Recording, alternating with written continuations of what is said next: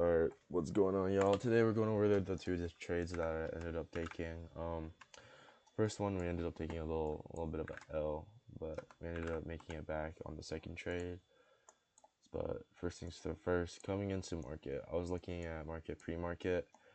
We saw that ES and NQ had this SMT divergence as NQ took out this high, but ES refused or failed to close out that high. And then what happens is that we come into a 15-minute fair value gap right here, going into a bit of a premium. So here I'm looking for sells.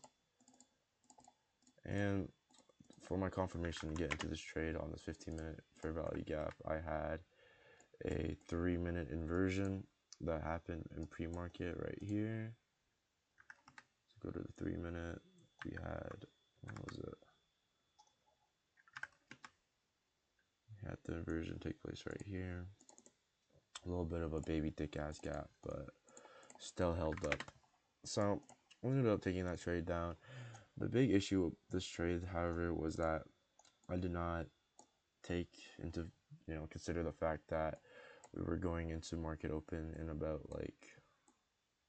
literally 10 minutes, and I just kept the trade running, and I was in drawdown a little bit as I got into it around down here. So we ended up just getting stopped out.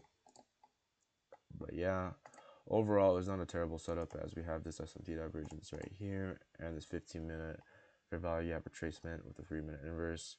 This usually does play out about 60 to 70% of the time, so I'd say a B plus setup right there. However, it just does not end up hitting. But for the second trade, we end up getting this beautiful SMT once again as NQ fails to close above or fails to tap into London high.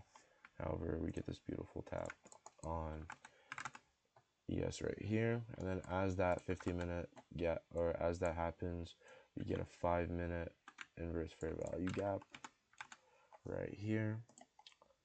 Get that beautiful inversion right there, and we just enter right there. Boom, stops at that SMT, and we ran targets all the way down in here, aiming for a 1.1 on our trade. So took this across 2 accounts on my XFA, ended around 133 in profit across 3 accounts, so around $400, $500 in profit.